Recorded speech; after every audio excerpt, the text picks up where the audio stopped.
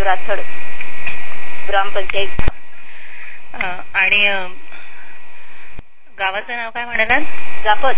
हा मॅडम, तुमच्या अशा काय सामाजिक समस्या आहेत गावामध्ये? काय समस्या आहेत गावामध्ये?